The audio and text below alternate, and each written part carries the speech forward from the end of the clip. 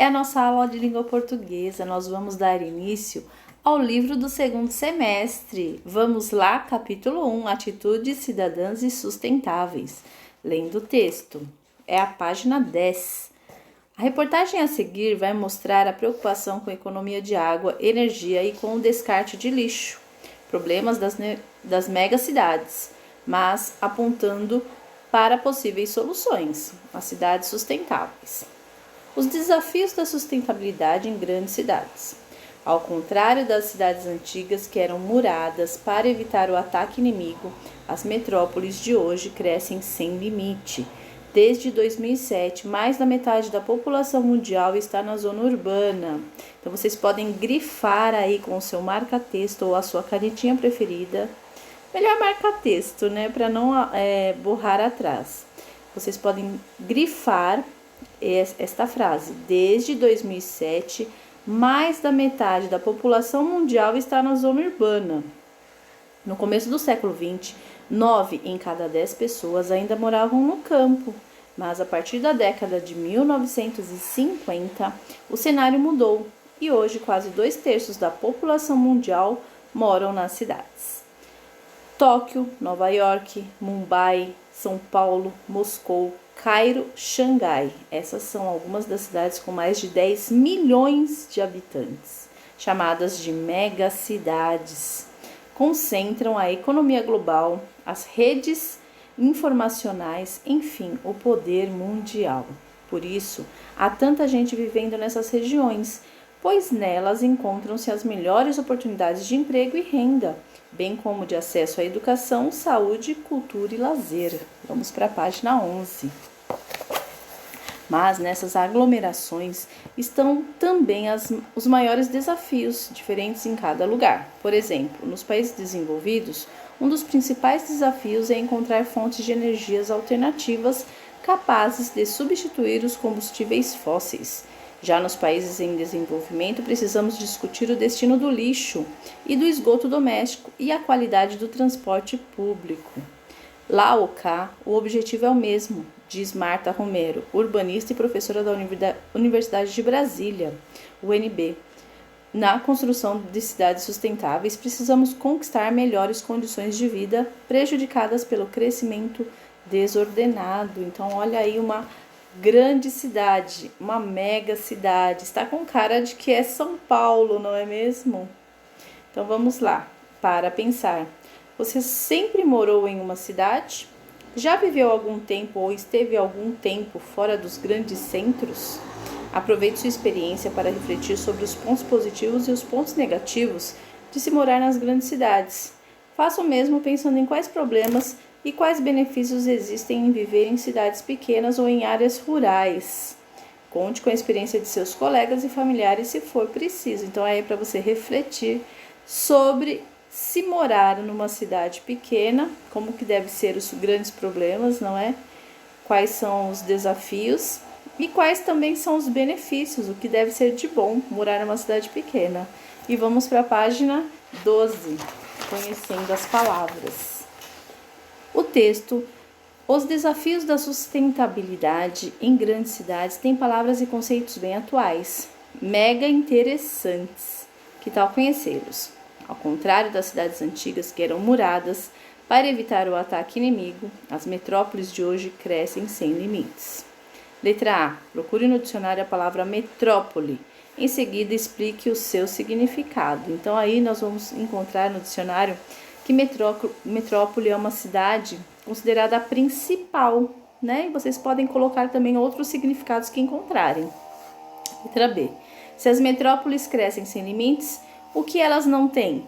Elas não têm muros, né? Se não tem limites, não tem muros. 2. Observe as frases abaixo e responda as questões. São Paulo é uma mega cidade porque possui mais de 10 milhões de habitantes. O conceito de mega cidade é atrelado ao quantitativo de habitantes. Letra A. Assinale o sentido que o prefixo mega imprime as palavras às quais se une. Então, aí no caso, qual o significado de mega? Valoração, em relação a valor, intensidade, prolongamento ou negação. Então, quando nós falamos de mega cidade, mega informação, como se pode se falar também, mega interessante. Então, nós estamos falando em relação à intensidade, né?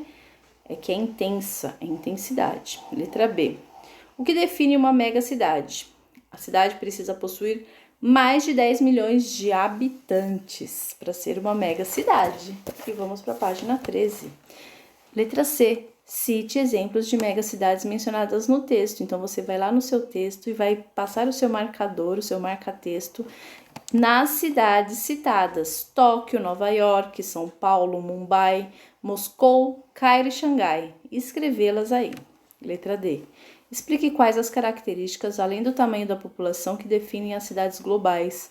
Cite alguns exemplos. Então, elas têm um poder mundial e tem muito mais oportunidade de trabalho, né? Esse é um dos exemplos.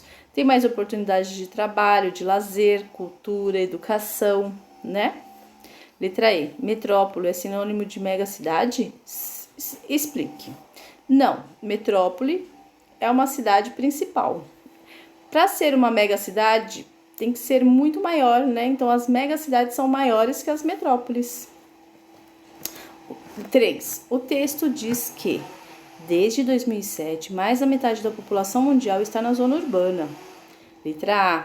Assinale as palavras que podem substituir, sem prejuízo de sentido, a expressão em destaque no texto, nos sítios, nos morros ou nas cidades. Então, aí, urbana é referente a cidades, tá?